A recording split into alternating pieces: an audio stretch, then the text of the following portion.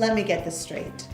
You blew up a building. 2 CIs and the CEO of 22andU. 2 competing federal agencies with the same mission. I don't understand why those Fed a-holes are so darn mean. To protect the public from the scourge of dangerous misinformation. You know those bum idiots. This is all them. We had a solid case. The word entrapment, not even in their vocabulary. The explosives we provided were fake. Sworn to a duty to always tell the truth. We have no indication at this time that this was a deliberate act. We're all being transferred. To where? The only place currently with openings. Alaska.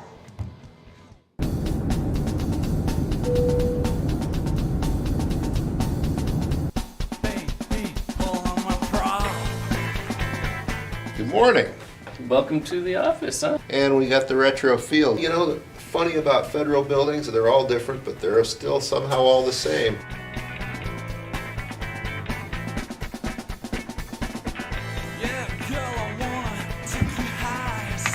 Oh, good morning, Agent Walker. At the coffee station. We actually drew straws before he got here, and I won, so we get to work together.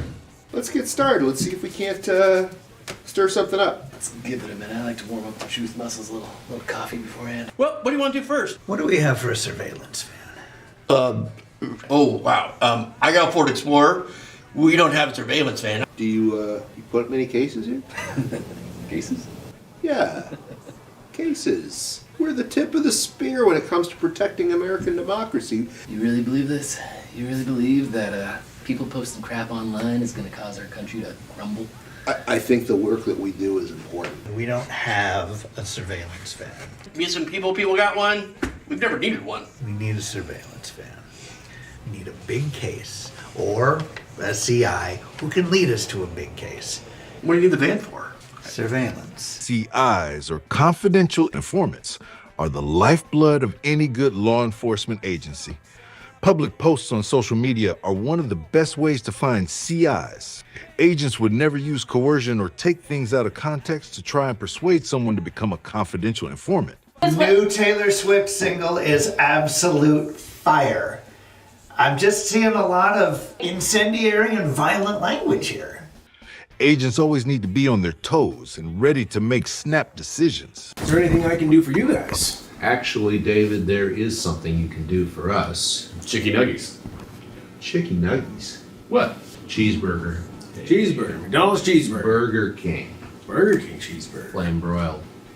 And chicken nuggets. Oh, baby, know you're gonna like it.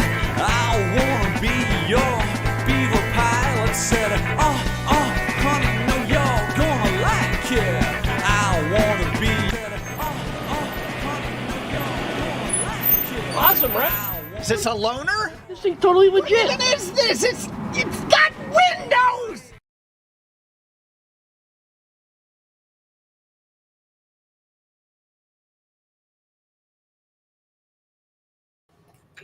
Am I there? Hi. Yeah, I think so. Mute. Hit mute. Ah, there we go. All right. Stop muting. Okay.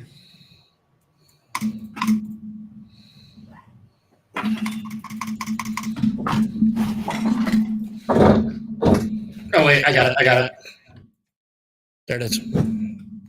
Yay. Had some nonsense going on the screen.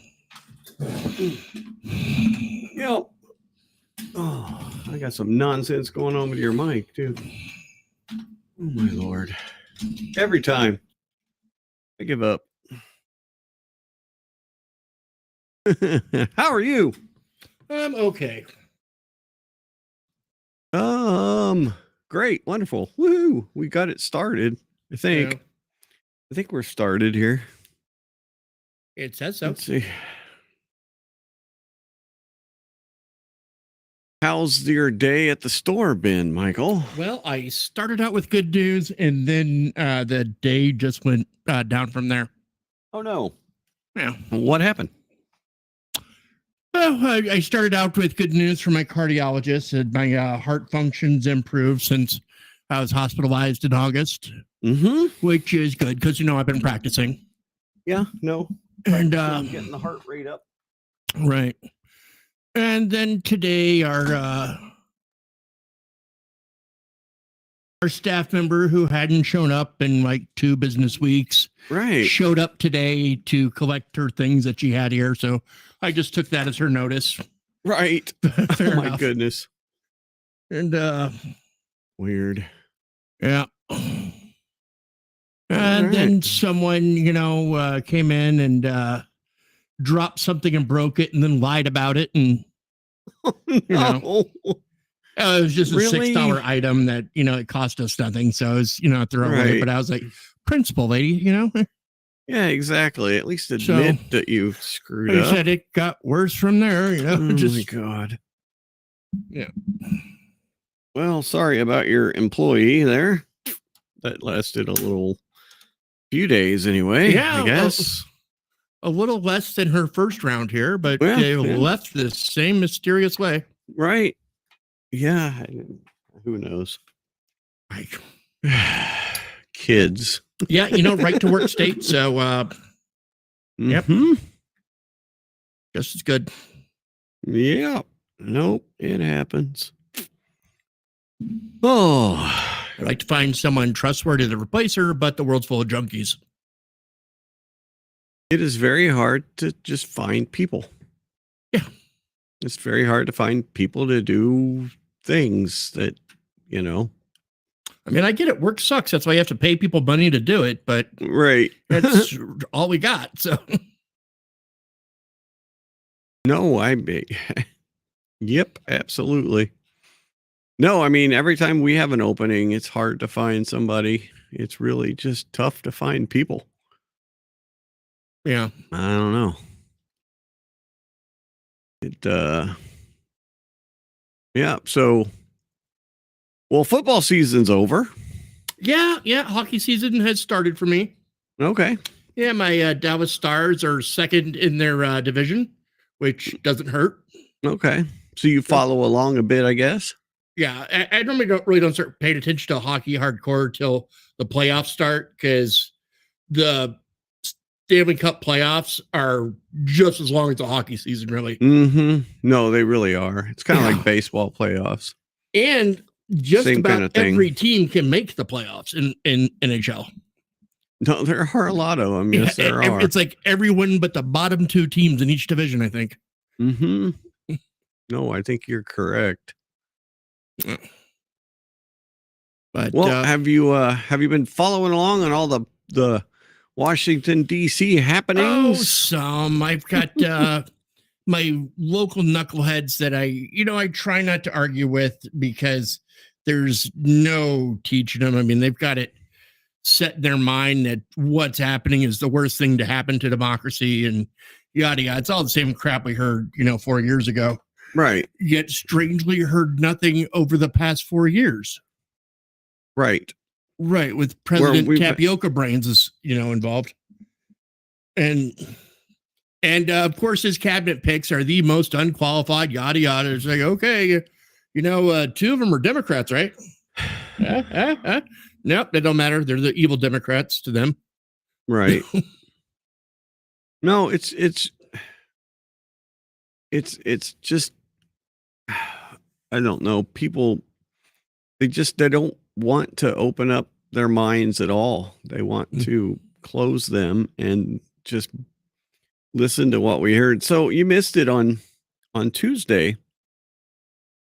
We watched the entire press conference and stopped it and talked about it while it was going on, of the Elon Musk and President Trump in the Oval Office, right? You saw that, Elon's right? son? With his kid. Yeah. His kid was having fun. So we watched that entire press conference, all 30 minutes of it, right? Mm-hmm. And there was a whole lot of really good information in that press conference, right? Right. Lots of just lots of really good information.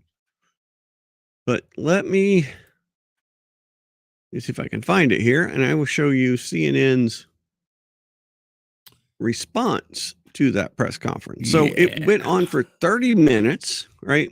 Mm-hmm. And it was funny because we saw, and it was mostly It was mostly Elon Musk talking, right? Right. But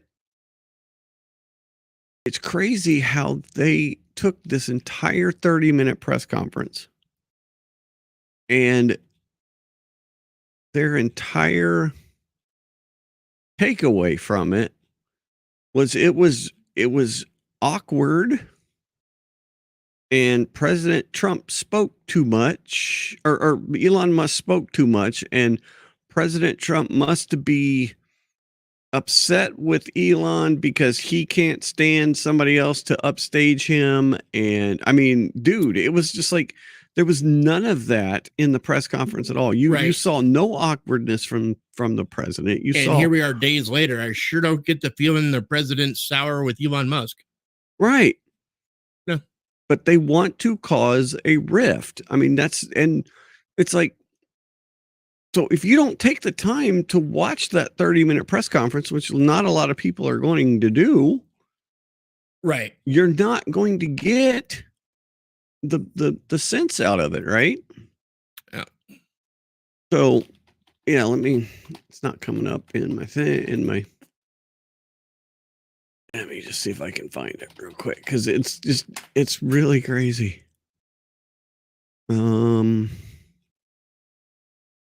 And I just...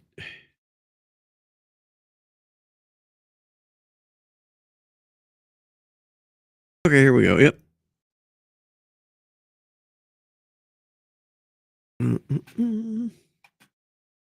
Pause.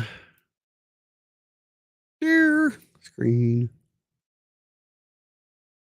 Here we go. This was the reaction to a 30-minute press conference. Who was the one standing, taking most of the questions, having the president in this odd, jarring setting, looking up to him? Well, it was Elon. This was Musk's first press conference since Trump's election, and he took over. Trump literally, in all these images, kind of looked like he'd been pushed off to the side because Elon was the center of it. I mean, at times, Trump seemed annoyed. I mean, it wasn't just that Musk dominated. He did speak for about 20 of the 32 minutes. So about 63.5%, if you're counting of the time. It was that Musk physically owned the entire event. He and his child were the center of the attention. Who was the one? Right, because he was the subject matter expert on the topic of the press conference today. I mean, I see the CEO there sitting at his executive desk. Right. Yeah.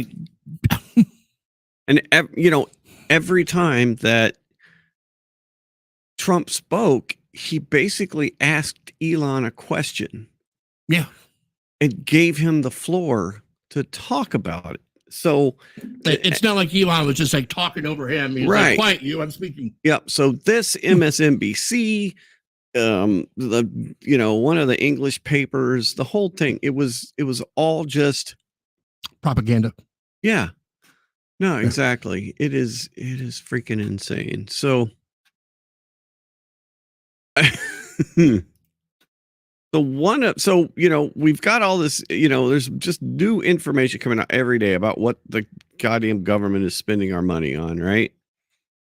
And so one of the tools that has been created by a very unlikely source. And I say unlikely, just a very interesting person.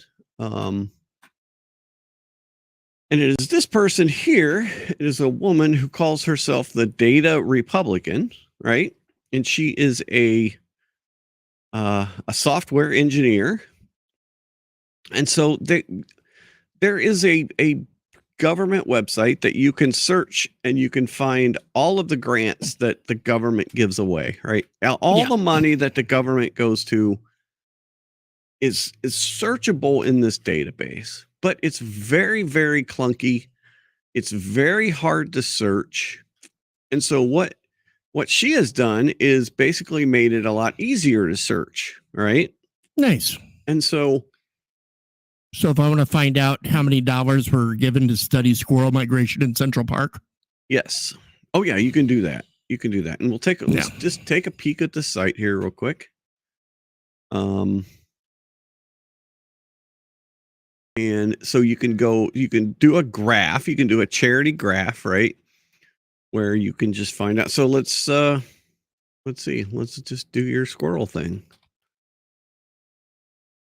I think that was a grant for college, but yeah. Had. So we got Squirrel Hill Health. Okay, that doesn't really help us. Okay, so that's just one. But like I said, you can do this. You can do this graph where you can graph out the jumps or the layers from, all these different. Well, look up squirrel things. under federal grant. Okay, so then we've got principal officer search, so you can kind of look and see which. We've got Bill Crystal. We talked about him, and then you got the federal grant search. Right, where you can just enter keywords. I entered Alaska the other night, found some interesting thing. So what are we searching for? Squirrel. Okay. Oh, I'm sure there's a bunch. Oh, yep, we have got the University of Texas squirrel monkey breeding and research source. That's $11 million. Do not breed squirrels with monkeys. No. Steam bank and grade stabilization along Black Squirrel Creek. Okay. $3 million for, I don't know, but yeah, no, you can see the stuff that pops up. It's, comes from the Department of Interior, Health and Human Services, development of immunologically regions for the identification of New World monkey biomarkers, project summary, marmot, squirrels, monkey. So yeah, see, it's got just different. Yeah, you can find all these different things. Flying squirrel behavior. What's that? What? Where was it? Oh, yeah. Southern flying squirrel. Okay. The neurodendocrinology of flying squirrel social behavior. The southern flying squirrel is a common native species in eastern half of the United States, and these squirrels selectively nest with unrelated individuals throughout the year. It has been assumed that these squirrels co-nest because when they huddle together, they keep warm. So $480,000 to study the squirrels. When the cold strikes the southeast. Yeah. Yeah. So she has been very, she's also, done a lot of the different searches and kind of uncovered some interesting things. She is a pretty young person. And she is completely deaf. And so she's actually been going out and doing a couple of interviews. So I was kind of wanting to watch maybe part of this interview here. Where is the Squirrel Hill Health Center? They've gotten over $1 million. Oh. I think that was the first one. No, it was on screen where you were, but yeah, there too. Oh, no. Oh, wow. 17 million dollars. There were two down underneath where you were for the same place. That was 500,000 and 600,000. Well, that's 17 million. Health Center Cluster. That's all it says. Department of Health and Human Services. So Squirrel Hill Health Center is very boondoggle. Yes. So all right. So this was today. This was on the Steve Deese show. Oh, let me share that because I'm not sharing. So the data. Here we go. Because it's voluminous, connecting the dots and putting it together so that we can truly get a better grasp of exactly what our government has been doing to us and taking from us. The woman who helms that account joins us now. We want to do what we can to keep her identity. There she is. Oh, she's blind, right? Personal identity secure. So that she is deaf, free from, not blind, but she's trying to keep her identity covered. Yeah, about to say, what's this X-Files thing we got going on here? She realized that, and she's already said on her account, she's about to get doxxed. that the media is already looking into who she is because she's been wrong of thinking. Media types who would love to do something to intimidate her so that she can't continue doing the yeoman's work, the Lord's work that she's doing. She's also deaf and nonverbal. So we're going to be speaking directly to her, but her answers will come to us through her translator as well. And I wanted to make sure we did this interview first and foremost just to say, well done, good and faithful servant. I mean, what you have done with this work the last few weeks has been nothing short of extraordinary. And so with over 70. Yeah, like I said, she's taken this database, which is very, very hard to read. And like I said, made it so you can not only search it by things, you can do graphs, you can figure out all the jumps. And what's funny is she's seen where it kind of looks at like the data from all of these different things. So like you've heard of Turning Point, right? Charlie Kirk, Turning Point. So there was a thing the other day where Turning Point, actually, when you search Turning Point, it comes up, right? Because this is looking at all 501c3s and stuff. So let me share this. So you just type in Turning Point, and I think it was under the charity search, actually. So charity funding. The Turning Point USA, government grants 0, but somehow there was something that popped up the other day. Yeah, percent contributions taxpayer funded is 0.02, right?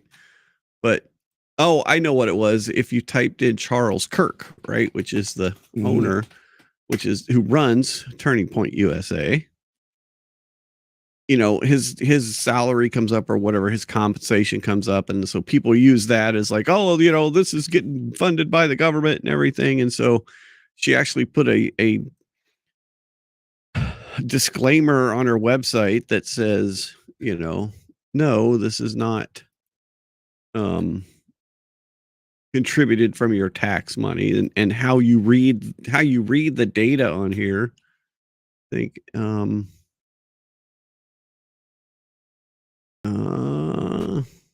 not there, it's on her X account. But anyway, how you read the data is very important, right? So she's already had people like try to say that, it's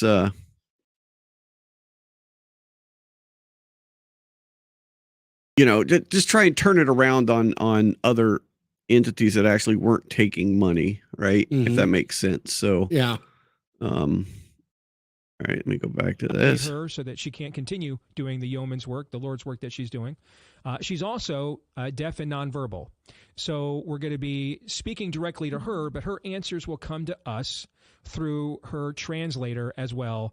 And I wanted to make sure we did this up a little bit too. First and foremost, just to say, well done, good and faithful servant. I mean, what you have done 1.25, I think, works. Weeks has been nothing short of extraordinary. And so with over 70% of Americans still not having an X account, I want to make sure more of our audience is open to what you've been doing, but then also to get some ideas of what exactly this data means. So let's start with this. How about an introduction to our audience about your work? Tell us about yourself, what you do, and how you got into this.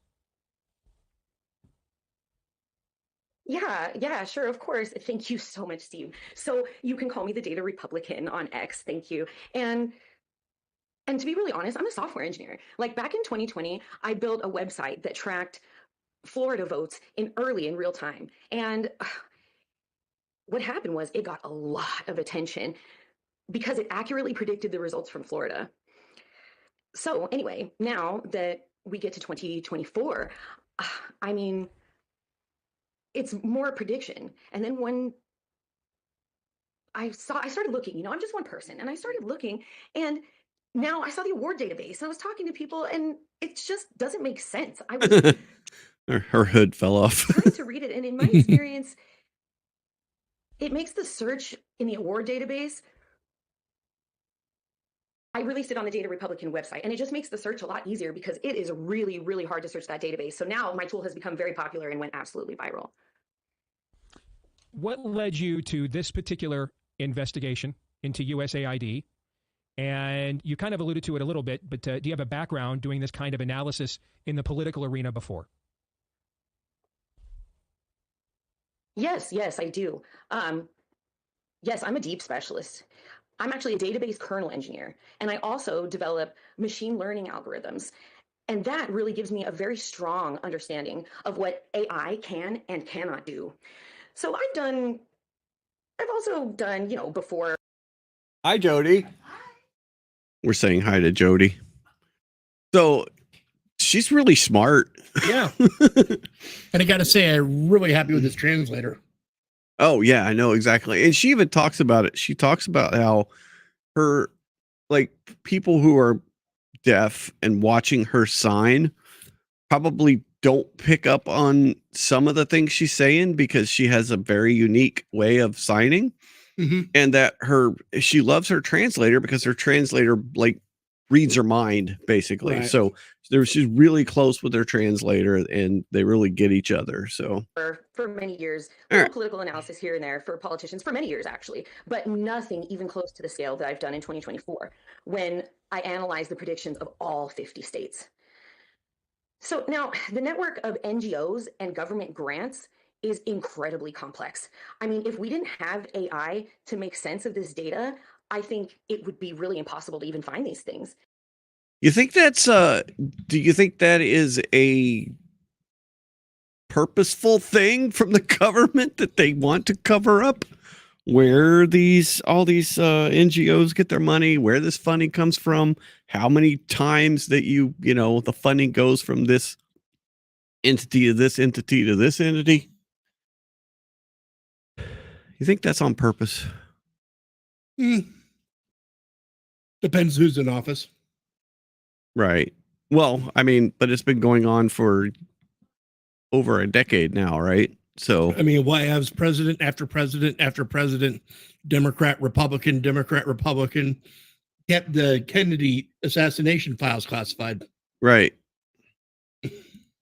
Well, no, exactly. They've all been on the same,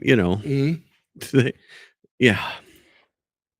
And I think that's why we're all learning this for the first time, because we now have access to AI tools.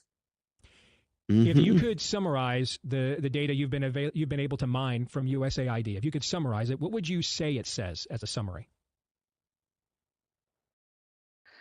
Well, it's really hard to summarize if I'm being honest with you, but it's really a soft power structure that was built around these 8 core NGOs with the NED, that's the National Endowment for Democracy, right? And that's really at the center. And it's an organization that President Trump just defunded. So originally, these 8 groups, they were created to counteract communism around the world. But now that communism is finished and after the Soviet Union collapse, they did not disband. Instead, they rebranded themselves as defenders of democracy. And they just expanded their power. And they literally became a government all to themselves. And now, not all US aid funds actually flow through these 8 groups. It's not really like that.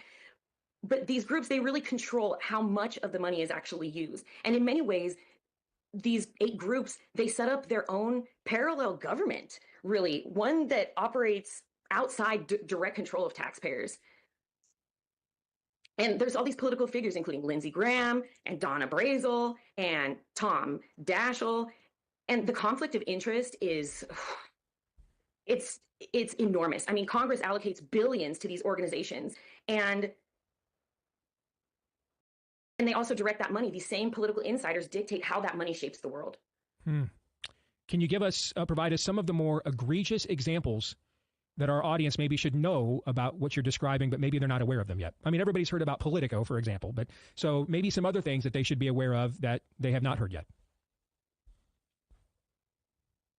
Yeah. I mean, we've all heard about like the really weird USAID grants, like funding dance workshops in Wuhan, China, or like grants for grant writing, grants for grants. But what was the most just weird and disturbing thing for me was finding the existence of what I'm calling a true uniparty. The uniparty is real. Now, that's why there's your answer right there. The uniparty is real, whether it was a Republican or a Democrat. And the same thing with Congress, whether Congress was controlled by Democrats or Congress was controlled by Republicans. What she said earlier was as after communism, this group, this entity, this thing lost its purpose, right? So it rebranded its purpose as the defenders of democracy, the avengers of democracy, and solidified its own power, which is, basically what it did. It went out and figured out a way to solidify itself as the only thing to fight, democracy. And it's completely gotten way, way out of hand now. Hello, Kat.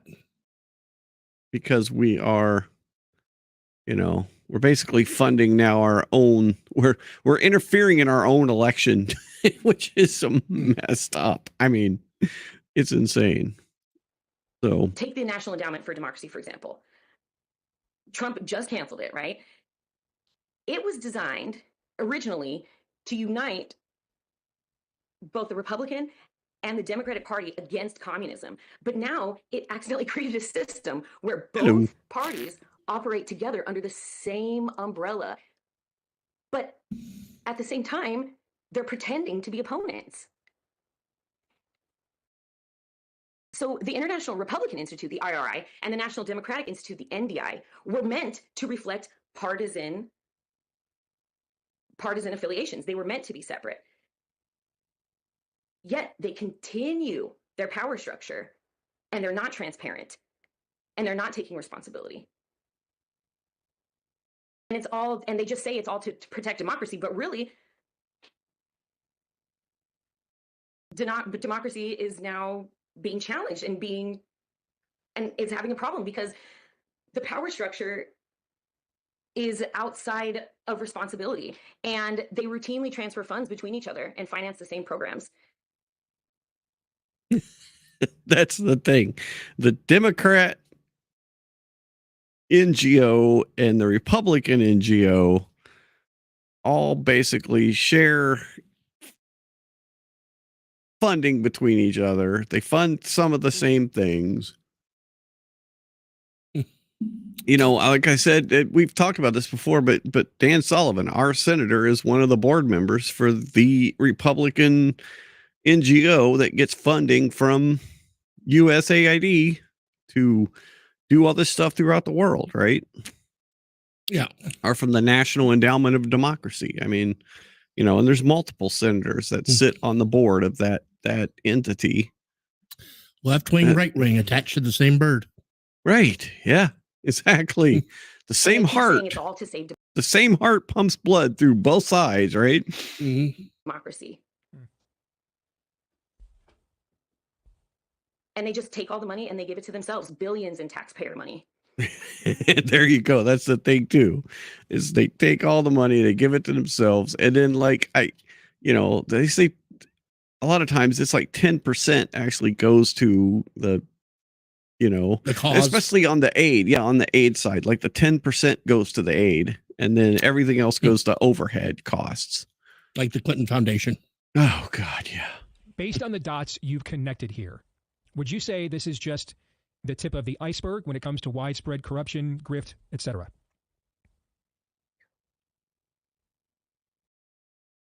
Yes. Oh, yes, absolutely. A family of four spends at least $80,000 a year in federal spending, and much of it is on borrowed money. It's debt. Like, if you ask the average American if they're getting the value in their services, I mean, most people would say probably not. Like, so where is the money going? It's not just vanishing into thin air. One person, somebody is benefiting from this. And when you see that these politicians in Congress are designed to have these moderate salaries, and then they leave as millionaires, you have to ask, is that really a coincidence? And to that, we're only seeing a very small part, the very top of the iceberg for sure. So, Dad, a Republican, we're a biblical worldview show first and foremost. I know you take your faith very seriously as well. Have you found any evidence of those purporting to be Christian leaders or church leaders / organizations caught up in this? Not necessarily maybe they got funds from this organization through 5 different channels they weren't aware of, but like directly involved in the grift pyramid here. Yes, unfortunately, many churches and faith-based have accepted USAID funding, and that became possible because George Bush, he made that possible. But that's right. Yes, remember? Does that ring a bell? Not so much. So I remember this now. Back in the day, there was a restriction on faith-based organizations getting government funds, even charitable, like faith-based organizations, right? There was always kind of that, some people called it the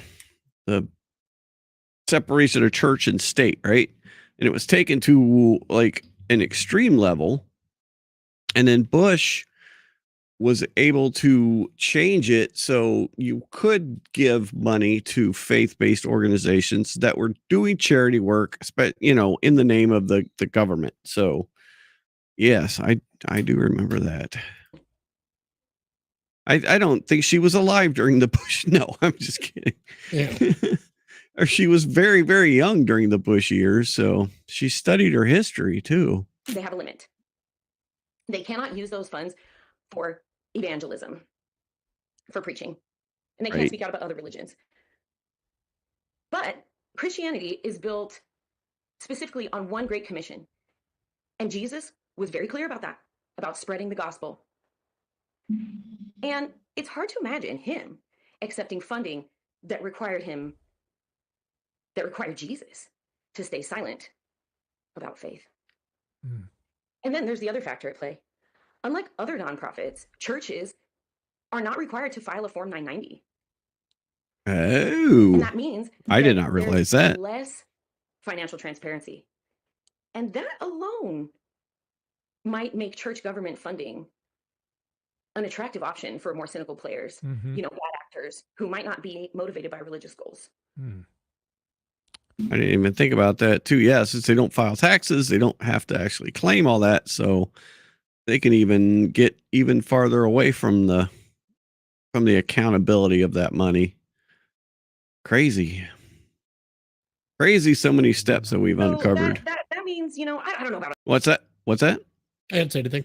Oh, I got it. Must have been other him. religions, right? I don't know about other religions, but I personally would be very skeptical of any Christian church which accepts USAID money or any federal funding. What are you continuing to pursue with this and other stories like this? What are the next things you're looking for? Right now, one of the biggest things I'm focusing on is uncovering a very deep web of connections between very, very powerful people. Because, when you dig long enough, there's just so many connections and you just start to see how deep it goes. For example, Kimberly Kagan. She's the co-founder of the Institute for the Study of War with Bill Kristol. So her brother... She's got some chutzpah or whatever it is, right? I mean, this is she's name dropping. She is name dropping.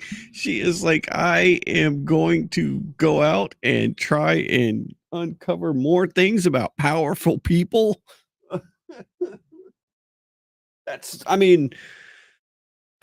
But it's amazing that that's where technology has let us get to, right? Like technology has let us get to this point where we can now uncover the things that our government has been doing for decades, right? Yeah. And, this website, this database that's now searchable and accessible that we can see where spending is going a lot easier than we could before is very, very interesting. It's un-American. What's that? It's un-American. It is. Robert Kagan wrote a controversial article accused of encouraging Trump's assassination, really encouraging that. And Robert Kagan is married to Victoria Nuland. Oh, there she is. Ooh. There's that name. I have to expect her to say Elena. Oh, Elena Kagan. Right. Yeah. Ooh, that would be even weirder. No, Victoria Nuland's like, yeah. She was a key, she was very deep in U.S. foreign policy. U.S. When you know that you have to be a chameleon when you can work for Bush and Obama and Biden and you know, you can work for Dick Cheney and for Obama, right? Right. If you can be a key person in the State Department through multiple administrations that are you know, that don't have a lot in common, you really have to be a snaky person. Know what I mean? Yep. Yes. And it's all related, and it's all related to the uniparty NGOs. And now a dictator of one of the 8 core uniparties.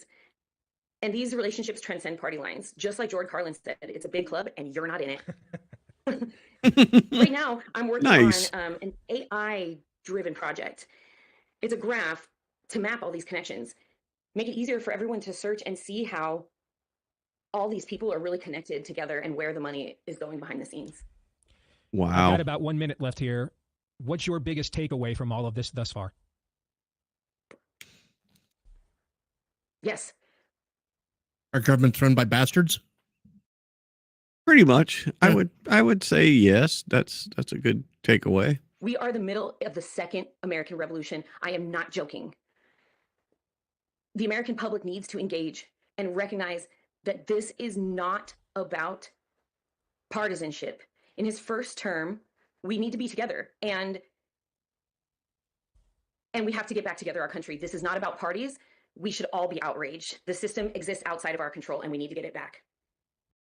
See, and that's where, I mean, that's where when you have these arguments and you see people online posting this, and they're just, they get their information from limited sources, right? They get their information from the same sources that fund these programs. And so you're not going to hear this. You're not going to hear this from regular news sources. You're just not. I mean, with the Politico story being released that pretty much they've been feeding all the networks their talking points. Mm-hmm. And you try and point that out to someone who's just been regurgitating them. And it's like they don't even hear you. It doesn't register. And they just, you know, go spouting out some more Politico-based, you know, nonsense. And I'm like, right, dude, we just discussed this. Right. And this is what these groups need. They need people like that. They need people to not believe it. They need people to not even hear it, right? Or think it's a conspiracy theory that, you know, we're out basically the shit that we're doing is just insane. Incredible conversation. And you are doing incredible work.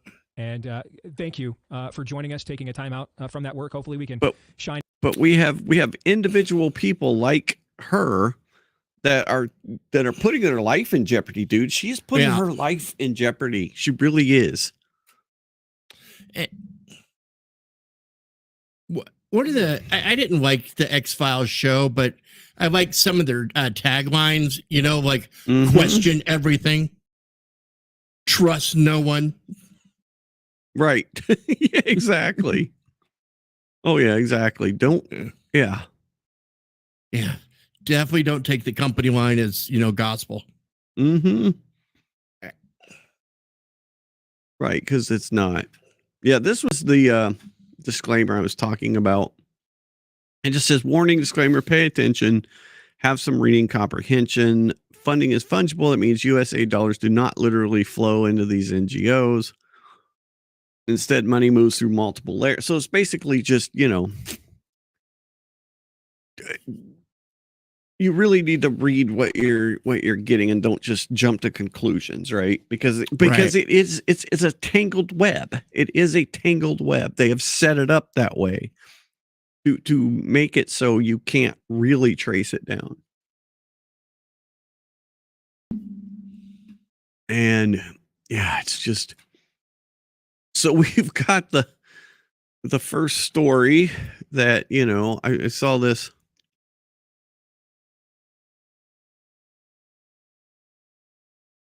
This person named Armand Domaluski posted. Armand is co-founder of Yimbys for Harris. What's a Yimby? Yes, in my backyard. So I guess he wants everything. yeah.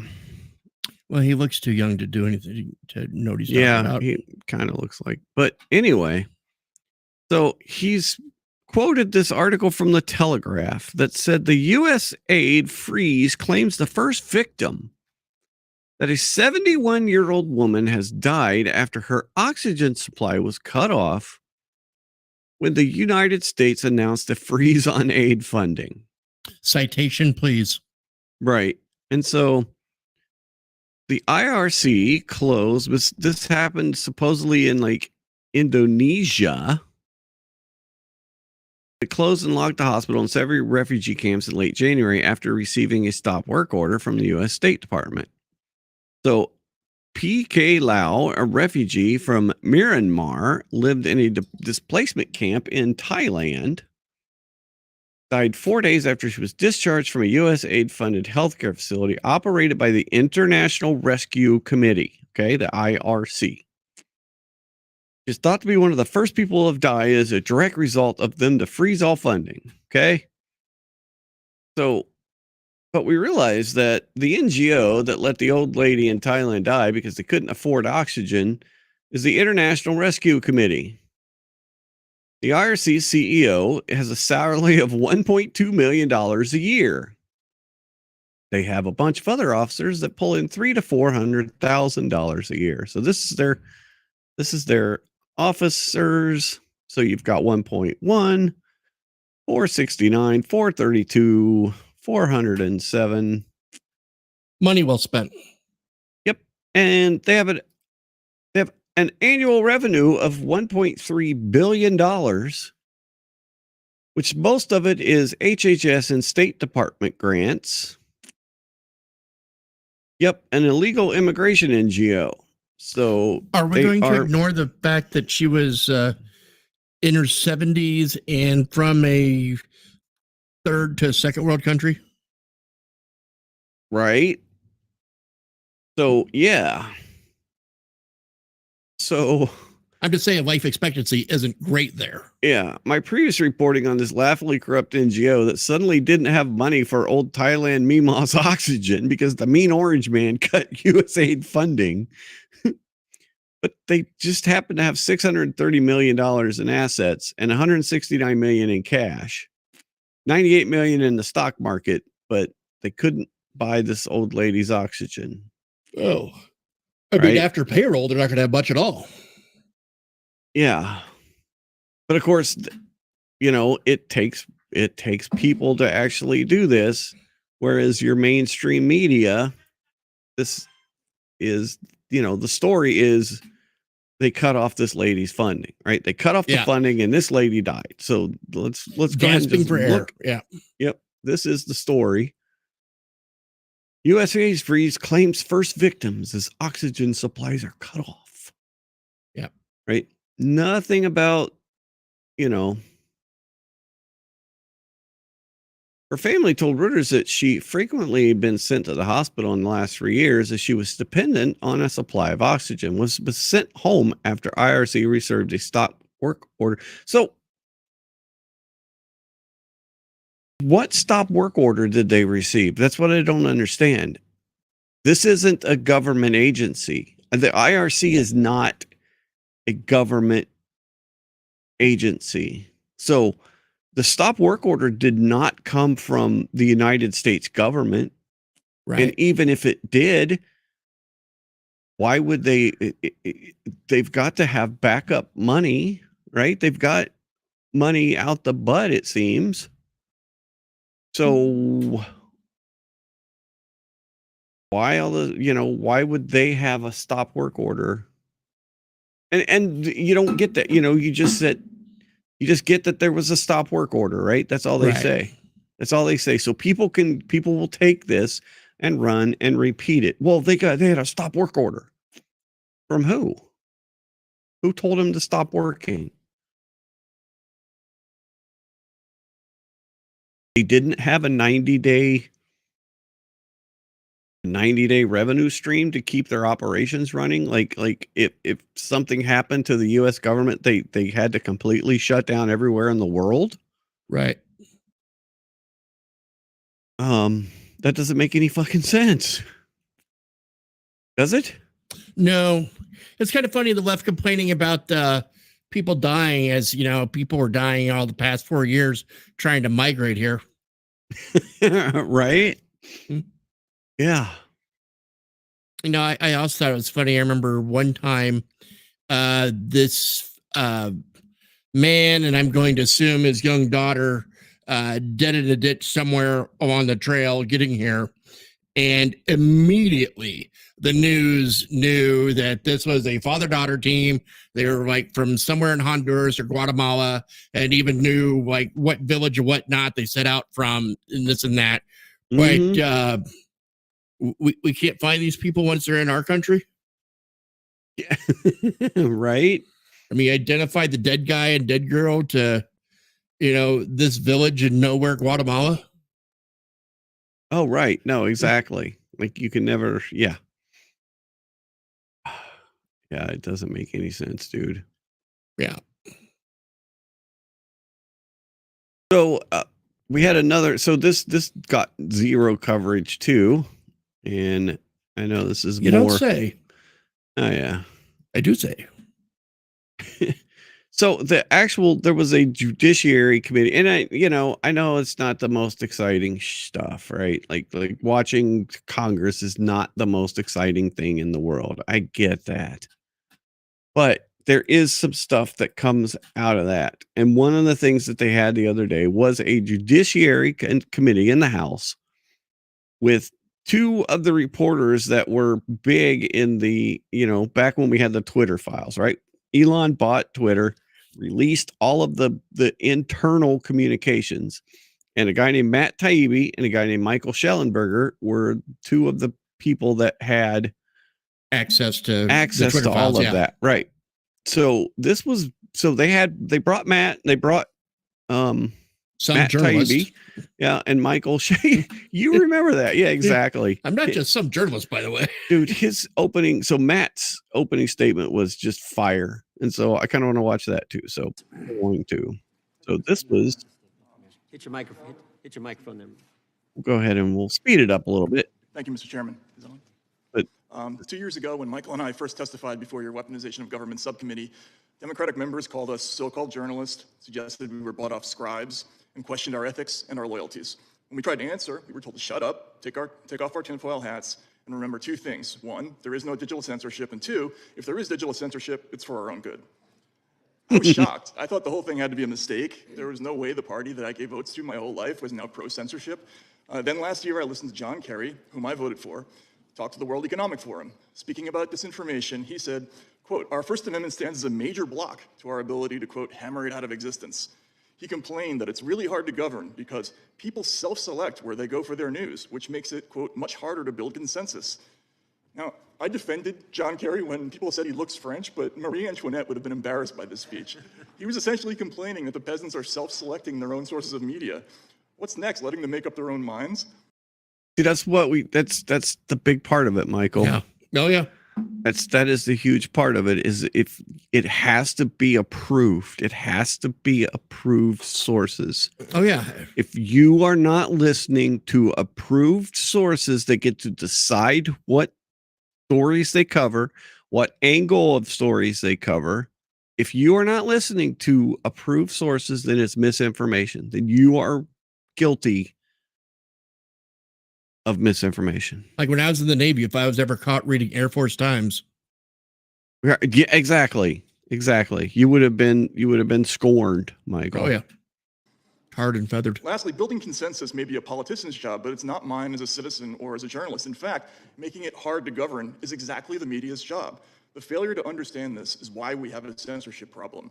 This is an Alamo moment for the First Amendment.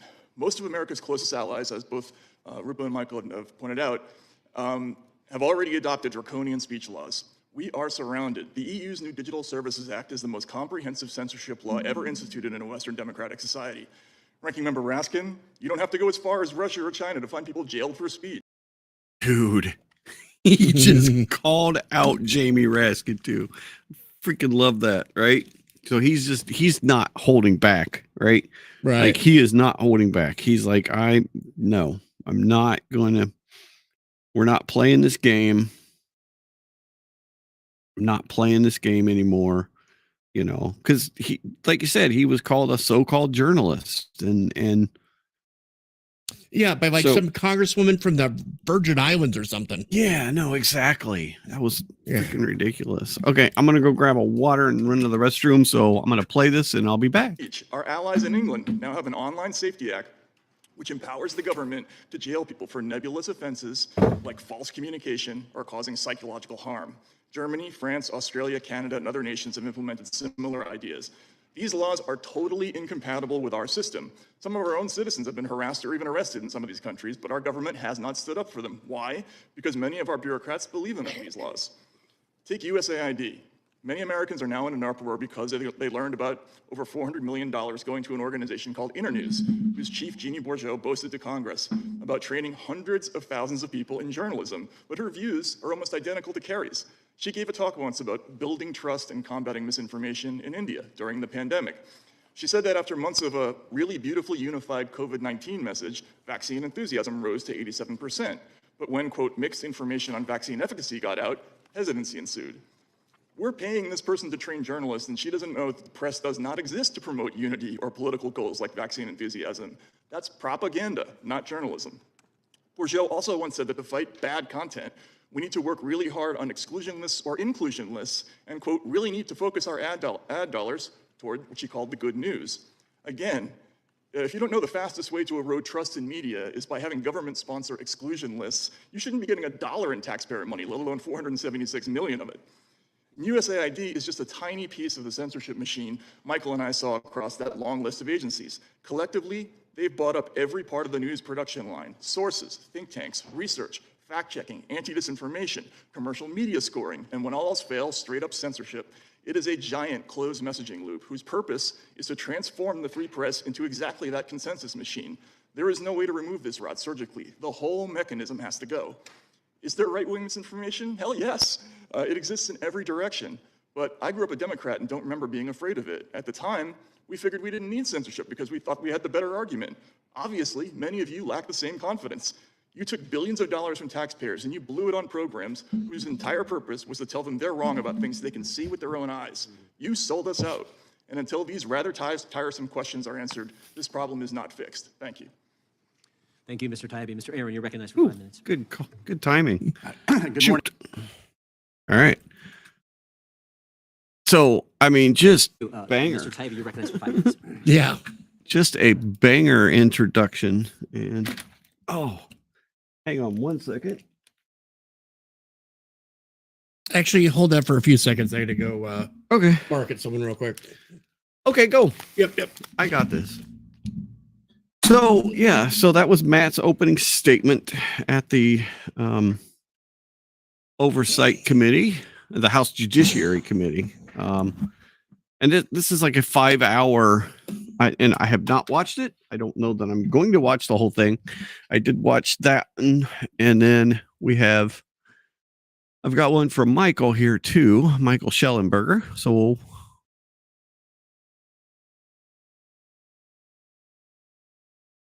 speed that up a little bit.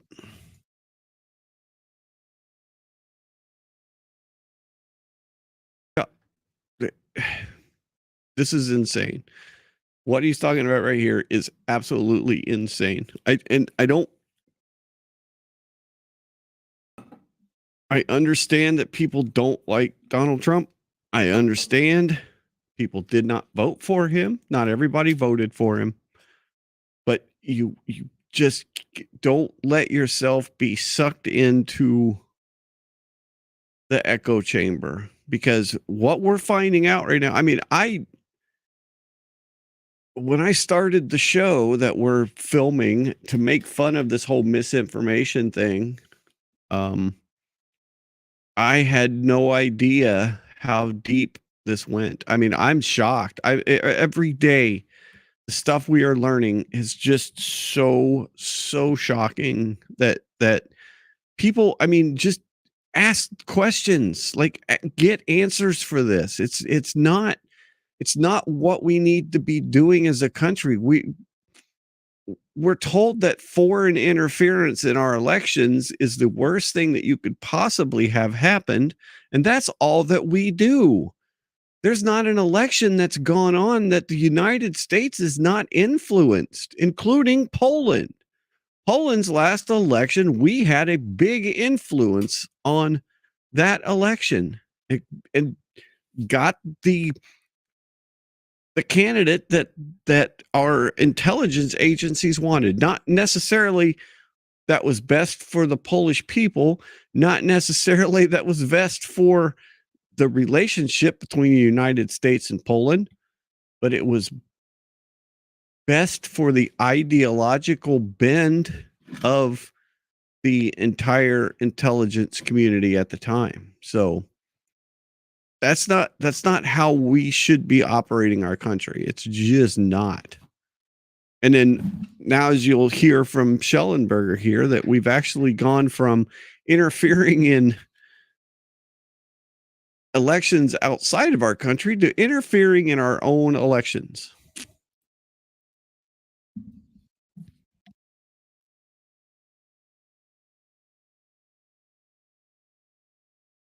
It's not on screen.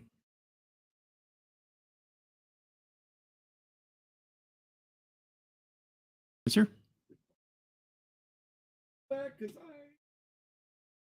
You say in your testimony, psyop All right, tactics being there we used go. by the Sorry, US. I was muted. Good Lord. So yeah, apologize. It was not on the screen, but it is now. So here we go. Okay, military against the American people. That is really scary stuff reading that. Could you elaborate? Because I think the American people need to hear, they need to hear about this. Yeah, we now know what happened, which is that basically after the war on terror, the United States used counterterrorism, counterinsurgency, counterpopulism tactics first in the Middle East as part of the Arab Spring uprisings, then in the Eastern Europe as part of the color revolutions, using social media to foment revolutions against places that we wanted regime change, and then using censorship in places to repress conflicting opinion in places that we were trying to stabilize. Those tactics were then turned against the American people after the populist revolutions of 2016. First, you saw Russiagate, the idea, this wild conspiracy theory that President Trump was somehow controlled through a sex blackmail operation by the Russians.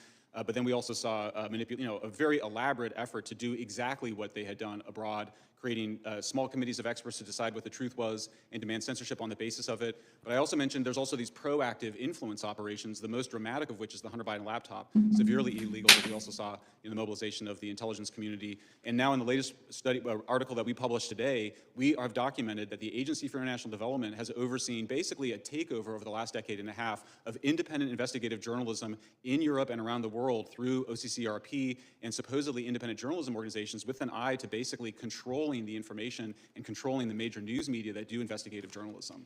Thank you, Mr. Chairman. And Mr. Chairman, thank you so much for the work that you have done over the last couple of Congresses on this issue. Mr. Schellenberger, can you explain how you traced USAID funding that served as the basis for whistleblower report in 2019, which led to the impeachment of President Trump? Sure. Well, you may remember that the so-called whistleblowers in the White House was actually a CIA analyst. And in that whistleblower's complaint, which led to the impeachment, one of the central pieces of evidence was created by a USAID-funded and controlled organization called the OCCRP. And we have another piece out today about how it participated in the Russiagate hoax as well, creating essentially very important information leading to that. So you have in USAID a much larger fund of money and a much broader strategy for information control that included censorship, but also, as I mentioned, taking control of investigative journalism really worldwide. Its ambitions were amazing. So yeah, that's an agency. When we saw that get shut down by DOGE, I thought that was completely appropriate. If there's something in there that it was doing that's valuable, then you could refund it later. But my view, same thing with CISA, death penalty for organizations that participated in violations of the First Amendment like CISA.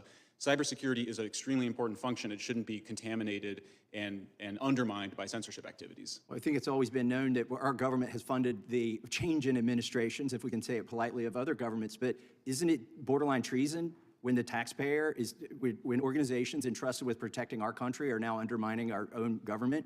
Absolutely. If you're trying to do regime change, not treason. Sedition. Sedition, yeah. It's not treason. Treason's constitutionally defined. And we have it's to be aiding at the war. enemy. And we have to be at war. No, we don't. It's aiding the enemy, okay. Usually in a time of war. I gotcha. Okay. So, yeah, it's sedition. Yeah. It's not treason. Sedition. Yeah, I gotcha. Weaponizing DHS, FBI, CISA. Yeah, but Treason's more. Yeah, I know it's a buzzword though, but it's I know. It's constitutionally defined. And I would expect Representative Massey to know that too, because he's very They were throwing that word around sound. a lot at President Trump's first. Oh yeah. You know what? Before we go, during President Trump's first presidency and the Russiagate and all that, I was just thinking of the movie Burn After Reading with J.K. Simmons. The Russians? Yeah, right. The Russians? I mean, why didn't the rest of America do that?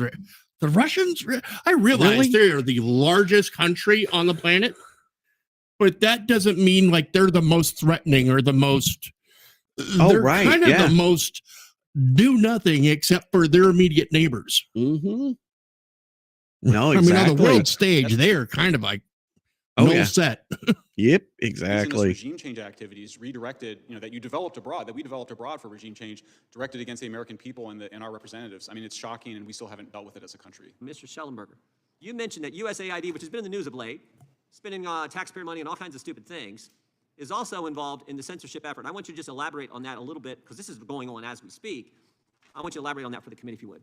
Yeah, I mean, I think it's important to understand that USAID viewed this very holistically. And it's important, if you look at the Hunter Biden laptop case, which is an extremely important case to understand, because the FBI was weaponized, and then it weaponized the Aspen Institute to brainwash the entire media. It wasn't just that they censored it, it was that they changed the perception of the laptop. They created the perception that it was something other than what it obviously was. And that's what these guys are trying to do. These are called information operations. And USAID has been in the process of taking over so-called independent investigative journalism around the world, and at the same time then training NGOs how to demand censorship. For example, Mr. Aaron's organization has been working to train organizations to so-called flag misinformation behind the scenes. By the way, it's one thing to criticize somebody publicly, which we should all be engaged in. Yeah. But this thing where you're skulking around, you do that all the time. Secretly, that's what open democracy is. This thing of going out and like secretly flagging information behind the scenes and demanding censorship, that's completely an abomination. That is not what I just want to be clear. You're saying USAID, your investigation, is now engaged in this pre-bunking kind of concept and process that they did with the laptop story in the fall of 2020. And it's the exact same approach as well, where often what they're doing, for example, with USAID, OCCRP, is that they're leaking intelligence from the intelligence agencies in a very, and not like WikiLeaks where they just dumped it. So they leak. This is the craziest thing, dude. They leak intelligence to a media source, then have to act on that leak, right? I mean, yeah, and you're not on camera anymore. I know. I'm sorry. Okay, sorry. I was wondering, but I was just watching it around my microphone. Oh, I gotcha. Probably too much without the proper redactions, but they're strategically leaking it and then manipulating places like The Guardian and the New York Times to publish certain stories and control the whole investigative news process. And we saw this from Yoel Roth's testimony. He testified during these weekly meetings that federal law enforcement communicated to us there was going to be hack and leak operations before the presidential election, likely in October. We had these, so that what's going to happen, when it's going to happen, and then they said here who it's going to involve, that there were rumors that the hack and leak operation would involve Hunter Biden. So they set them all up. And then Shazam, they set them all up because they had the laptop and they knew what was coming. And when it happens, everyone buys into what the 51 former intel officials say.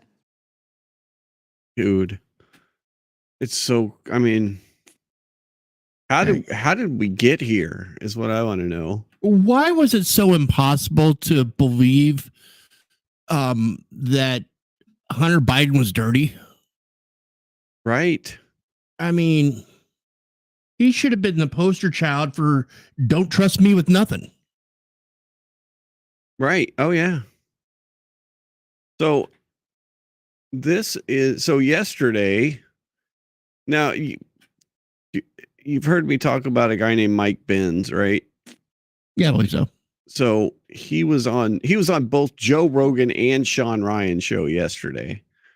Or the other day, and then they put the episodes out yesterday. But I just wanted Poland. Poland is one of our allies, right? And I really like that guy, that one political speaker. Right. Was that their prime minister? It was until we put the other party, the non-nationalist party, in charge with taxpayer funds. We used taxpayer funds to influence Poland's last election. Believe it or not. So, see if this is it. And I'm muted.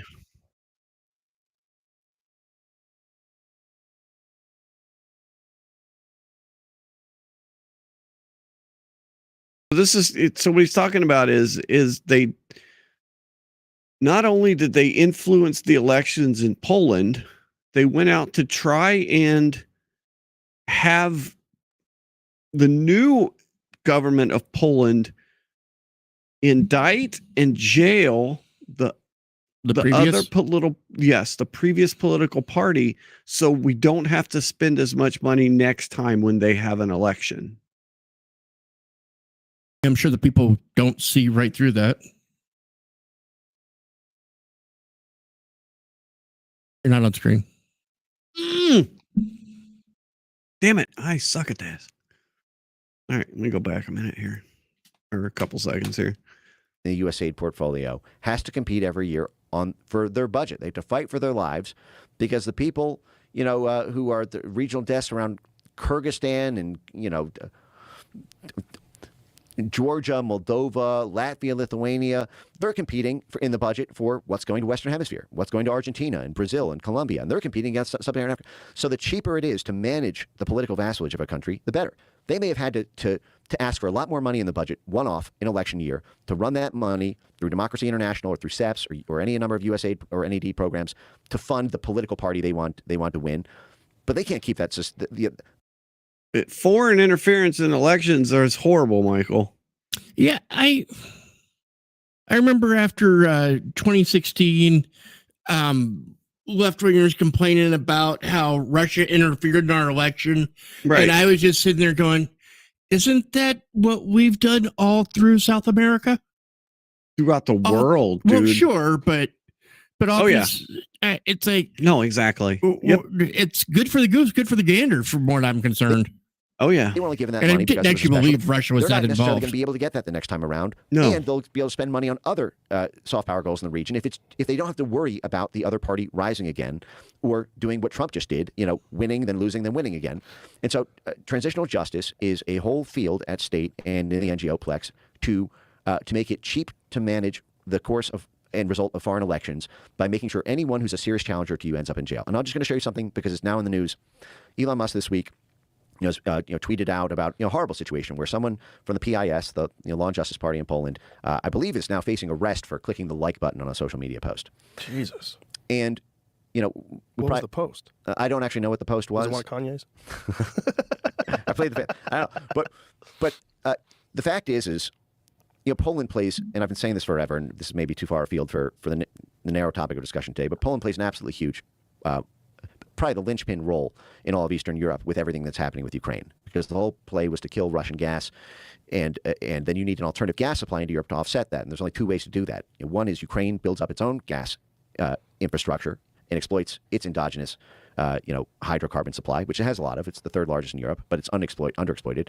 Unfortunately, they can't do that right now because Russia reconquered that exact territory in eastern Ukraine that those sit on. The only way to do that is through exporting LNG, liquefied natural gas from North America, from the Permian Basin or whatnot in Houston, freezing it, shipping it, 7,000 miles across the Atlantic. Not in Houston. Up through the the Baltic Straits through these new. Yeah, but a lot of it goes out of Houston. I mean, the offices are in Houston. The Permian Basin is not in Houston. Yeah, no, I got it. Newly built, routing terminals into Poland and the terminals there, and then routing it there into Slovakia and Ukraine and Central Europe and on from there. Doesn't this bring us back to what Mike Johnson said, that Biden had signed an executive order that he hadn't read about liquid natural gas? Yeah, well, that's interesting because that has to do also with the economics of it. You don't want too much supply because then the profits of the corporations, they're selling it for less margin as the supply goes to the customer. All right, so the European countries don't want to do this. Or at least until they were strong armed. And what the State Department and NATO have done is they've selectively bred and financed and politically supported all of the European political parties and candidates who have vowed to basically go forward with this plan and put their country through an energy diversification policy and buy this expensive LNG, which has skyrocketed, I should know, the profits of many of these Western exporters. And so again, there's an argument. Maybe that's in the U.S. interest if there was that trickle down. But I'll leave that aside. But the point is Poland basically has a veto right on this whole plan, because if the Poland government says, hey, you know what, we don't want to antagonize the Russians may actually attack us. This is provocative because this is in tandem with the plan to cut off Gazprom. Also, we don't want to become a political vassal state of the U.S. or the U.K. or NATO. And this is what was starting to happen with the Law and Order, Law and Justice PIS party in Poland. And Yeah, that was the party you liked, right? That was the folks that actually talked some sense and made some sense. And Donald Tusk, This whole right? network, That was the Atlantic guy you Council were talking network, was about. backing to the full hilt Donald Tusk, who became the Prime Minister of Poland in Oh no, Donald Tusk was the other guy. I believe December Sorry. 2023. With that context, Jamie, can you pull on screen? I just re-upped these receipts. I've been posting this for months, but this is everyone should see this with their own eyes. So because this gets back to OCCRP and state-sponsored media to prosecute people. This gets back to, the role of the USAID, capacity building, the networks around prosecutors here in the U.S., the USAID capacity building, the prosecutor networks, and we should get to that on Brazil. But can we start here with Poland? Yeah. We kind of bypassed the whole music industry. Though. Oh my God! No, wait, we've just started on that. Okay, here's an easy one. Look up the U.S. music diplomacy. So, yeah, we basically decided that let me find the next Poland thing. For democracy. Poland needed a we didn't do the regime Poland one. Can we circle back to this in 1 second before? Yes. Just because this really is an appropriate international incident to talk about this year. If you go to my X feed and you just type in search Poland or the word PIS as a one-off, or you can just scroll down. You'll see I re-upped it earlier this morning. You're going to see the National Endowment for Democracy's in-house journal called the Journal of Democracy. Again, the NED is this CIA front group. The New York Times reported the CIA gets a copy of every grant that they make. Their own founders say that that the CIA got in trouble for sponsoring pro-democracy groups around the world in the 1960s, and that's why we don't do it anymore, and that's why the National Endowment was created, basically to take the baton from the CIA during that transition between Carter anti-CIA and Reagan pro-CIA. This was the compromise between left and right in that. That's why they have two political cores, IRI and NDI. But can you pull that back up? Okay. USAID's partner and operations arm, National Endowment for Democracy, has been specifically demanding Donald Tusk's government in Poland must find ways to arrest high-ranking members of the PIS party in order to, quote, stamp out populism. They wrote this the first month. National Endowment for Democracy's in-house journal, National Endowment for Democracy, has been specifically demanding Donald Tusk's government in Poland must find ways to arrest high-ranking members of the PIS party in order to, quote, stamp out populism. They wrote this. Our government has decided that in Poland we need to stamp out populism.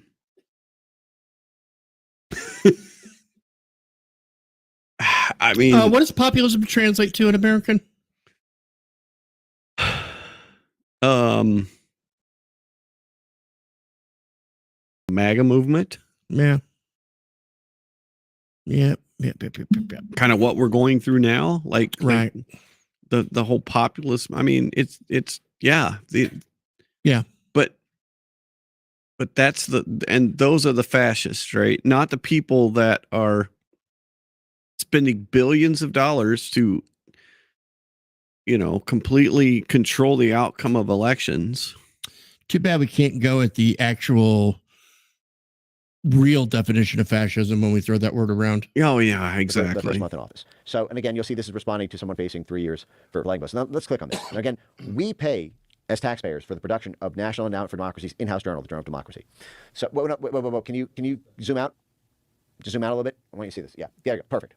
How to dismantle a liberal democracy. So again, NATO was at war with the PIS party. They wanted more cooperation on security, on economic issues, whole other can of worms. They wanted Donald Tusk, the pro-EU, super pro-NATO candidate to win.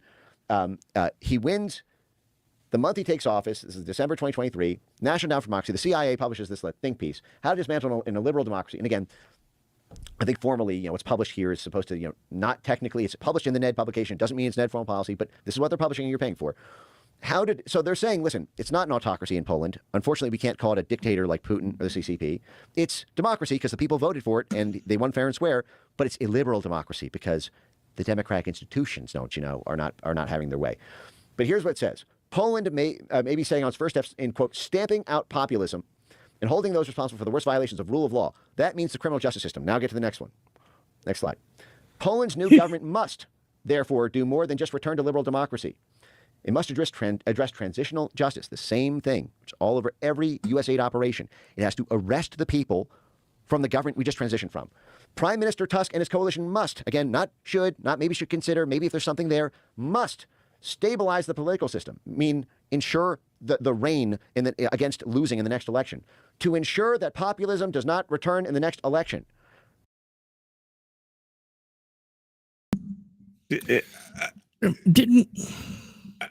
I mean, this is just scraping the fucking top. This is not even getting into the barrel.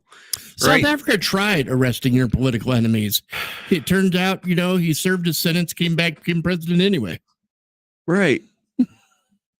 Oh, yeah. And he still didn't die, people. So get that out of your head.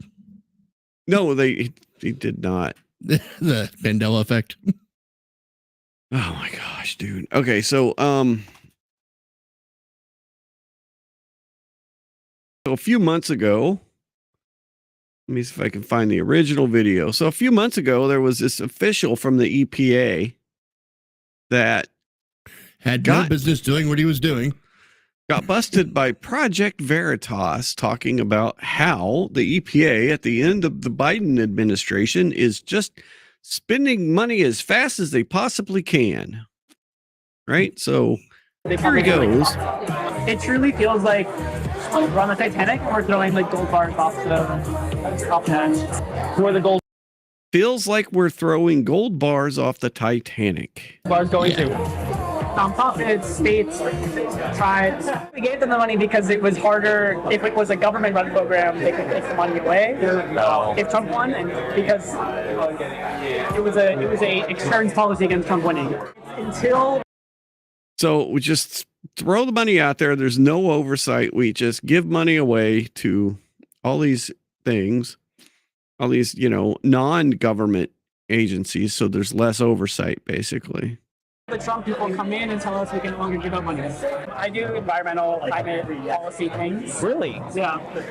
It's amazing. Is that here? That stuff is here? So funny how these people just talk, dude. They just freaking talk and talk and talk. I mean, because I do like federal government climate things. Well, I have been doing that, but that might change. Okay, so this was a few months ago, right? Mm-hmm. This happened. This happened while Biden was still in office, before he got elected. So let's get an update on this. Give me a minute. I'll find the update because I had it up. And now I don't. There we go. There's my update. So this is the update from our new EPA chief, Lee Zeldin. Hi, this is EPA Administrator Lee Zeldin. One of my very top priorities at EPA is to be an excellent steward of your hard-earned tax dollars. There will be zero tolerance of any waste and abuse. An extremely disturbing video circulated 2 months ago featuring a Biden EPA political appointee talking about how they were tossing gold bars off the Titanic, rushing to get billions of your tax dollars out the door before Inauguration Day. The gold bars were tax dollars, and tossing them off the Titanic meant the Biden administration knew they were wasting it. Following this revelation, during my meetings with members of Congress, I made a very important commitment to them and to the American people, which I reiterated at my confirmation hearing that if confirmed, I would immediately get a full accounting. Fortunately, my awesome team at EPA has found the gold bars. Shockingly, roughly $20 billion of your tax dollars were parked at an outside financial institution by the Biden EPA. So they just gave it to a bank. Offshore. Yeah. Well, no, it was Citibank, I guess. But still. Yeah. And then We they just parked it in the Bahamas. Right.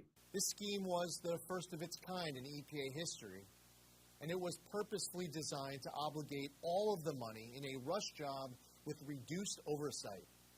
Even further, this pot of $20 billion was awarded to just 8 entities that were then responsible for doling out your money to NGOs and others at their discretion with far less transparency.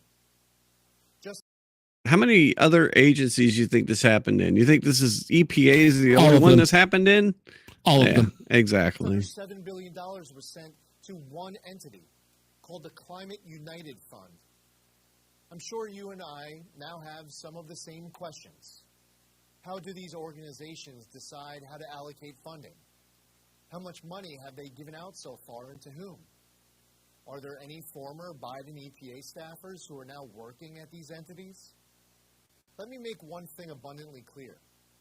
At this point, there is zero reason to suspect any wrongdoing by the bank. Here's my position as EPA administrator. The financial agent agreement with the bank needs to be instantly terminated, and the bank must immediately return all of the gold bars that the Biden administration tossed off the Titanic. EPA needs to reassume responsibility for all of these funds. We will review every penny that has gone out the door. I will be referring this matter to the Inspector General's office, and will work with the Justice Department as well. The days of irresponsibly shoveling boatloads of cash to far-left activist groups in the name of environmental justice and climate equity are over. The American public deserves a more transparent and accountable government than what transpired these past 4 years. So when you have no leader, right? When you have no leadership whatsoever, and you have basically heads of agencies controlling their agency, right? But you have no central focus, you have no real actual leadership to guide the ship, right?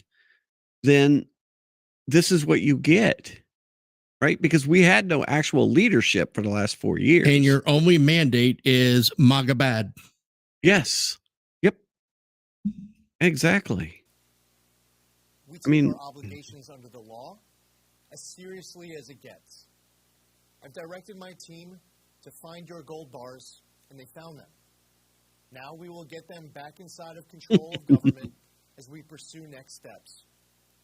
As President Trump has vowed, we are going to usher in a new golden age of American success for the citizens of every race, religion, color, and creed.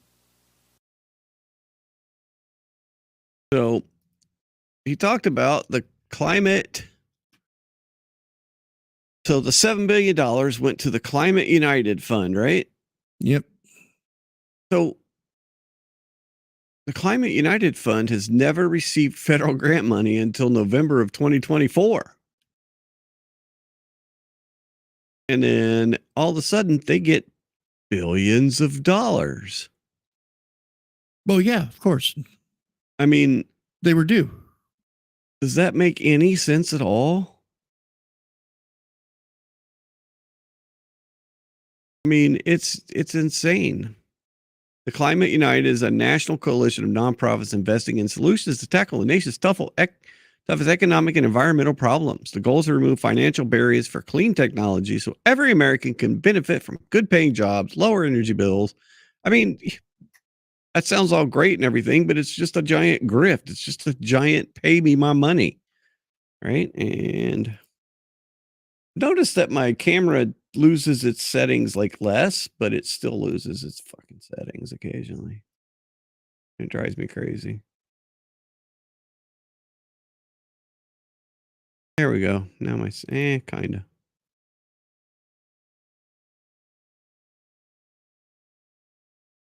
But yeah, I mean, a brand new entity gets $7 billion, dude. An entity that never received one federal grant in their life, and all of a sudden they get $7 billion of our money to dole out to other people. Right. What the hell? And in the meantime, FEMA can't solve disasters in Ohio and the Carolinas. Right. There's no money for that. No, right. No, exactly. And holy shit, the Carolinas. Yeah. I mean, we finally unleashed the Army Corps of Engineers. And guess what? Stuff is actually happening. They're getting stuff out of the way. Yeah. I mean, imagine what could have happened in Maui. Oh, God, I don't even want to. Yeah. So check this out. 1.1 cubic yards of debris. The U.S. Army Corps of Engineers says that they're about halfway through collecting debris from the rights-of-way in 7 counties. Dude, it's been like 2 weeks, right? They've been there for like 2 weeks. Like once he got in office, he mobilized them, and they've been there like a couple of weeks, and they're already halfway through removing the debris. And the debris was apparently on roads that should have been cleaned right away. Counties hit by Helene. They've collected 1.1 cubic yards of debris from the roadsides. That target date. I think he had a wrong number there. Yeah, a cubic yard isn't that impressive. 1.1. They removed that's a pickup truck load. They've removed one entire cubic yard. I think he meant like million, maybe. I don't know. That part of the project is April 1st, but that could change. They're at about 14% collected from waterways in the program that began February 1st with a target completion date of June 1st. And so far, they've removed 2 weeks, not even 2 weeks, 13 days. About 3% of debris from private property. I mean, just finally getting something done in North Carolina. Obviously, things like we've talked about today, the weather, things do slow us down. So like today, if there's a safety impact or if there's a safety issue, the water rising, whatever the case may be, we may have to pull those pieces of equipment out of the water. Now, when was this hurricane? I don't remember. We're not even in hurricane season. Right. Hurricane Helene. September. Dude. That's hurricane season. September was when we had this hurricane. In the city of Asheville alone, about 345,000 cubic yards of debris have been picked up, along with 58,000 tons of mud and silt. Work also continues to reopen Asheville's closed parks, including Riverside Cemetery. The U.S. So in 3 weeks, or 2 weeks, not even 2 weeks, we were able to remove half of the debris from the roads that we couldn't have done since September. Because no one knew how to get a bulldozer and an excavator down there? Oh my God, dude. It's so front end crazy. loader, just. Yeah. So, I mean, dude, there's so much to cover. There's so much to cover, and there's so much that's not getting out. Hey, you.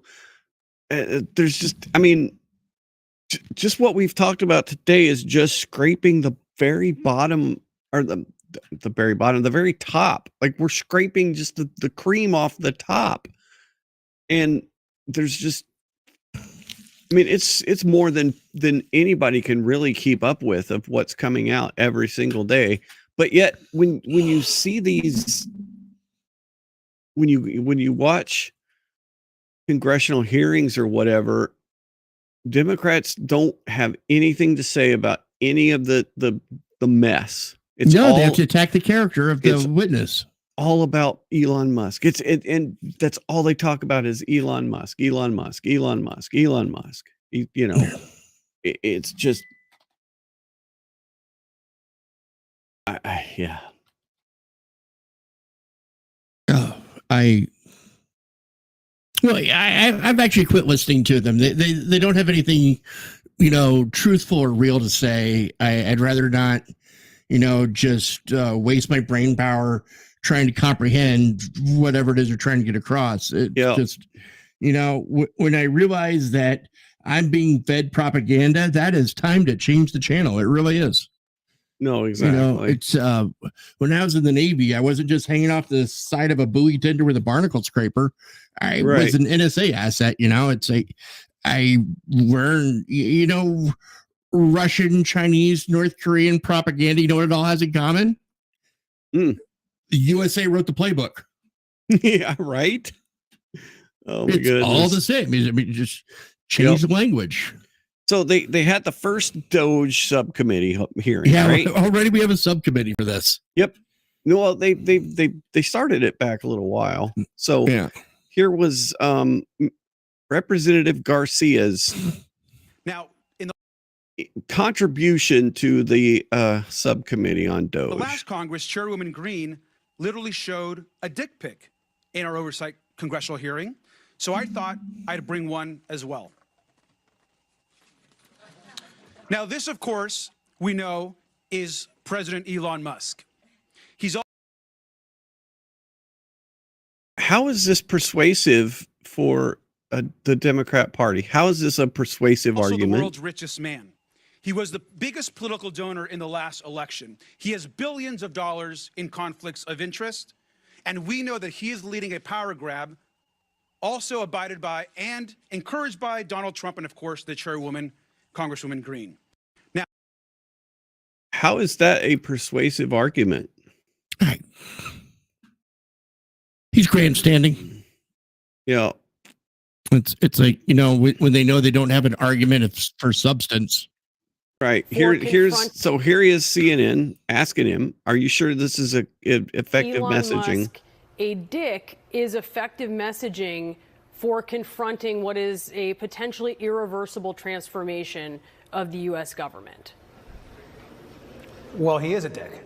And I think he's also harming the American public in an enormous way. And Harm by uncovering all that these folks are uncovering in all of these different agencies and all the money that's just being wasted is a danger. That's dangerous to let us know about it. Yeah. Yeah. Knowing where our money is being spent is dangerous, Michael. You cannot let that sort of information out to the public, man. No. That could just undo democracy as we know it. No. Now there's been some crazy rulings too from different judges, which I not surprising. So, you know, it's all district level. Right. And that's the thing is you hear these people say, oh, the judiciary is supposedly the checks and balances for the branches, right? The Supreme Court, though, is in the Constitution. The Supreme Court's in the Constitution. That is the check on the executive and the congressional branch. Kinda. I mean, because your district court judge will say that this ruling is unconstitutional, and then it goes before appellate review, and they either, you know, affirm that district court or they say, no, you're totally wrong and reverse it. Right. So the checks and balances are throughout the process. It takes 2 years to get in front of the Supreme Court. Right. But a district judge should not be able to make a ruling that shuts down the executive branch on a nationwide level on something that they're not even ruling on the constitutionality of, which some of these decisions that they're making are not that is a little politics from the bench. Correct. And so Gorsuch and Alito. Yeah, no, the Thomas actually came out and had talked about this in another ruling about district court judges doing this and how they are going to have it. It's coming to a head pretty soon in the Supreme Court, where the Supreme Court is going to rule on district court judges and, you know, federal district judges being able to make wide-ranging rulings that affect the entire United States and, you know, try and clamp down on the executive branch. So especially when you're just the judge for your district. Correct. Yeah, exactly. And so I haven't really dug into it yet, but like a whole bunch of 14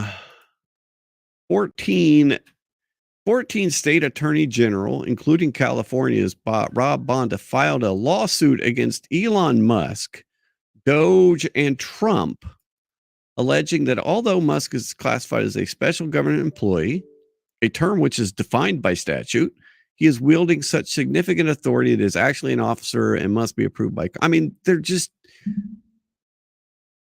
I don't know that state attorney generals have any standing in the executive branch examining the executive branch of government. I don't see how they even have standing in this. Now, is Elon Musk actually the one canceling these programs or removing their funding? Or Absolutely is he making not. Recommendations going forward and the executive makes a decision? Bingo. That's exactly what is happening. Not if you hear them tell it. He has no actual say in these organizations. They're just making recommendations. I mean, yeah, it's just, and it just sounds like, so it does seem to me that the role of Musk and DOGE should be more clearly defined, but this lawsuit strikes me as based on vague, subjective, and unsubstantiated allegations. Yeah, exactly. Yeah. And there's one particular, and I don't remember his name. I'll have to look it back up. But there's one particular guy that is like an anti-Trump billionaire that's running around financing a lot of these things. He's got his hands on pretty much all of the different, things that Trump faced throughout, before he was even elected, before the, all the stuff he went through before the election, right? So, I'm sure there's going to be more. No, he's a different billionaire. Yeah. A different billionaire that, So yeah, dude, it's just every single day more and more and more comes out, but RFK Jr. was sworn in today. Yes. Pam Bondi was sworn in today. Tulsi Gabbard was sworn in yesterday. Yep. I don't know what they're complaining about. You got two lifelong Democrats in the Trump's cabinet right there. Right? Yeah, exactly. Just doesn't. I like Tulsi Gabbard. I think she'll do a fine job. I do too. And definitely qualified enough. Oh, absolutely. For DNI. Yeah. Yep. No, exactly. So, all right. Well, I got one more thing, and then I think we'll call it a night. Sweet. And then we'll do it again. Are you in for tomorrow? Oh, yeah. Okay, cool. Never miss a Friday, dude. Yeah, exactly.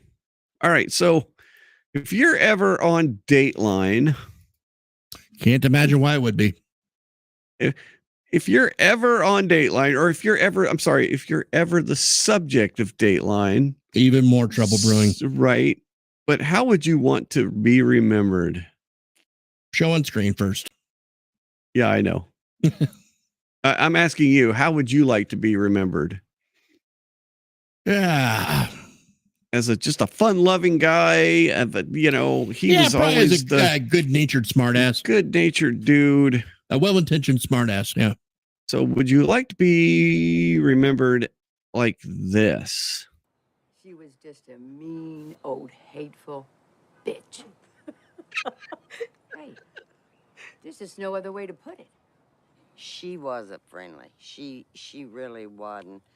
And there are people in town, honey, that would have shot her for $5. I mean, when you live in a small town, you've got to be friendly and nice to folks. She would chew your ass out, drop a hat. I mean, she'd rip you a brand new 3-bedroom, 2-bath, double wide asshole. No problem. I've never heard that reference. And who are we talking about? Anyone? I have no idea. Well done. Just some random person. But yeah, I don't, there are times, when you just get recognized for who you are. Like that one guy from Skidmore, Georgia, I think it was, where the entire town offed him. Oh my gosh, that's right. Patty, you made it. And then everyone said, nope, didn't see it. My gosh, that was such a story, wasn't it? Yeah. Like, he was such a jerk. He was even really the FBI worst got of involved the in worst. this. Even the FBI got in there. I mean, you can't have anarchy, but Right. But the whole town's like, wasn't there that day. Yep. Nope. I have no idea what happened. And did he? I mean, I heard something. He had like 29 different holes in him from 29 different guns or some ridiculous thing too, right? But in his, he's also got like 29 of his own victims in his own history. So, oh yeah, no, he beat everybody up. The town grocer, shot him in the throat. And, oh yeah, exactly. Just because he caught his daughter stealing in his store. Yeah. I don't know if that was actually a thing from, I mean, I don't know that that on Dateline you're gonna have somebody call you a three. Well, what was the last one? I gotta hear that again. The double wide. Mean, old, hateful bitch. Hey, there's just no other way to put it. She wasn't friendly. She really was. I mean, so I don't know that you'd actually hear this on Dateline. There are people in town, honey, that Like, you know, maybe they beeped it out. I don't know. her for $5. You know, I mean, when you live in a small town, you gotta be friendly and nice to folks. She would chew your ass out, drop a hat. I mean, she'd rip you a brand new 3-bedroom, 2-bath, double wide asshole. No problem. Such a good thing. Double wide. A 3-bedroom, 2-bath, double wide asshole. Oh, that's too good. That is Salt really of the earth too people good. right there. Yeah. Oh my gosh, yes. No, exactly. Oh, the story about the okay, what was the guy's name? All right, we got to go. Let's show that story here real quick. What was the dude's name? Where was he from? I know it's in, I think town is Skidmore, Georgia, I think it is. Let's see. No. Skidmore, Georgia. I was right about that.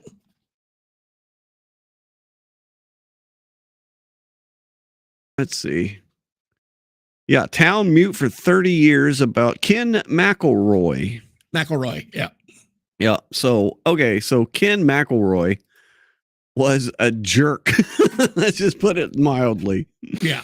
So this is the Wikipedia. So he was born June 1st, 1934. He died in July 10th, 1981. He was an American criminal and convicted attempted murderer at Skidmore, Missouri.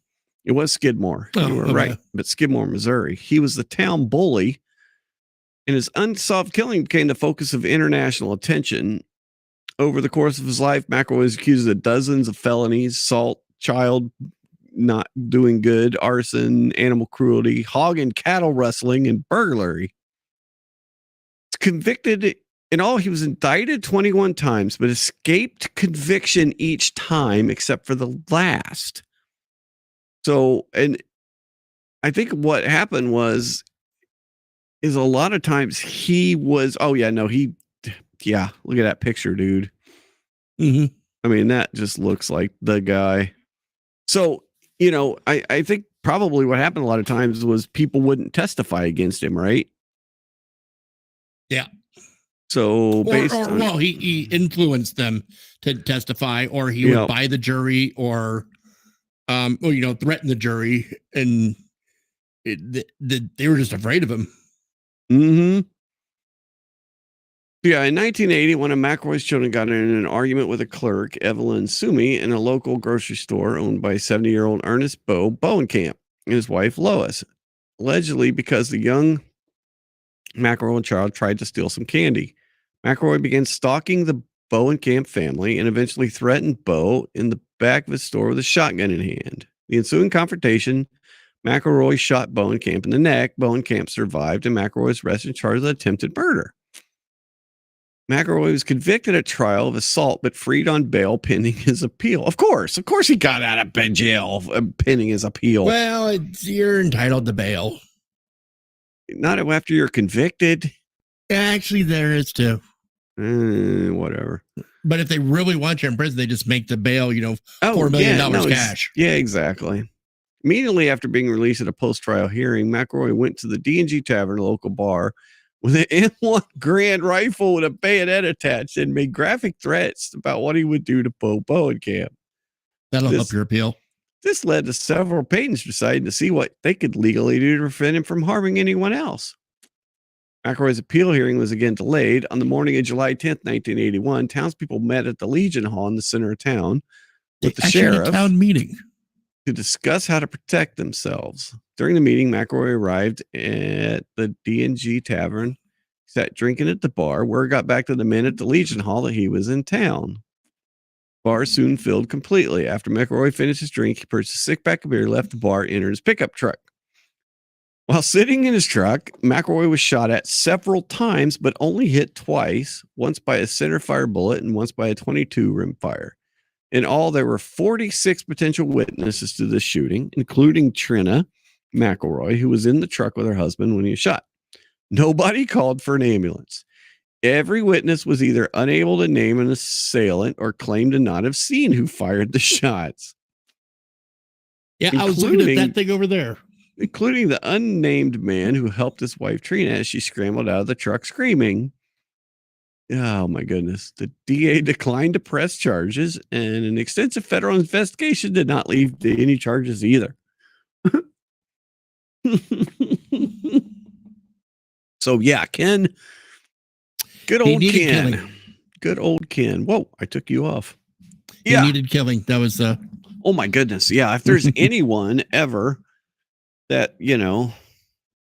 Yeah, no, there are plenty of people in this world that this world's better off without. Yep. He was a 3-bedroom, 2-bathroom, double wide asshole. Mm-hmm. Oh, that's a good one. I got to remember that. That's a 3-bedroom, 2-bath, double wide. Right. Yeah, exactly. Okay. Well, the docu-series, not just one episode. Oh my goodness, really? Yeah. Oh my God. Ken McElroy docu-series. Yep. Well, there's tonight's streaming entertainment. IMDb, The Killing of Ken Rex McElroy. Right there. Yep. Never met a more needy guy. Known as the town bully. Yep, there we go. How old is it? 2019. Okay, so wow, that's modern cinematography. That's good. Yeah, pretty recent actually. Interesting.